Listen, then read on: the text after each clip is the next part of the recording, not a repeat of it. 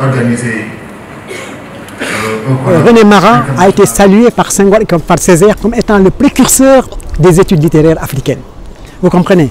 Si quelqu'un a donné le coup d'envoi de cette littérature grâce à laquelle l'émancipation africaine s'est faite, il est normal que 100 ans après, que soit fêté l'hommage et la célébration des 100 ans. Nous célébrons le centenaire de René Maran.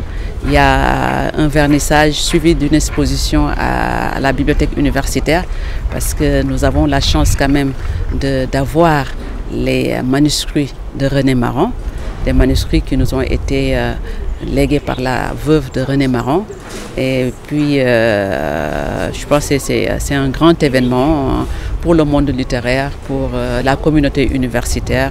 Maintenant, ce qu'il y a de plus, c'est que nous sommes intéressés par René Maran au même titre que les Européens, que les Américains et que les Antillais. René Maran est un passeur. J'ai dit c'est le premier passeur du monde noir. C'est lui qui a fait connaître l'Afrique au monde occidental, d'une part. Mais d'autre part aussi, il est à l'interface de tous les univers. Pour l'Afrique, René Maran a produit 7 livres et dont 5 concernent le personnage de Batouala, le chef donc, de cette tribu Banda où il avait vécu entre 1910 et 1923.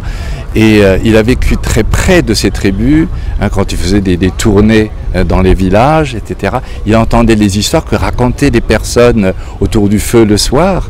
Et il a noté tout cela et il a composé tout cela dans ses romans, Djouma, Chien de brousse, ensuite Le livre de la brousse, Bête de la brousse, qui sont des contes animaliers, qui sont en fait des contes africains, que lui a transformés en français, traduits.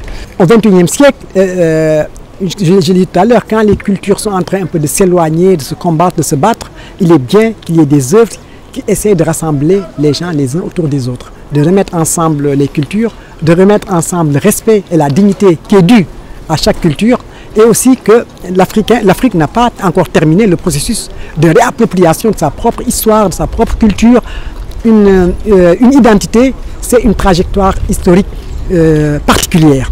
La nôtre, celle qui nous appartient en propre, nous devons la faire vivre à travers nos œuvres littéraires. Et René Maran, c'est le point de départ, comme j'ai dit. C'est lui qui a donné le coup d'envoi. Je profite de l'occasion pour féliciter la faculté des lettres et sciences humaines, le département des lettres modernes et aussi tous les enseignants qui sont dans le comité d'organisation et qui ont travaillé avec beaucoup de rigueur, qui ont fourni beaucoup d'efforts pour que ce colloque se tienne à l'université Cheikh Anta Diop. Donc c'est une fierté pour tout le monde et je tiens à remercier particulièrement le professeur Mamadou Ba et ses collègues et tous les autres qui m'ont accompagné dans l'organisation de ce colloque.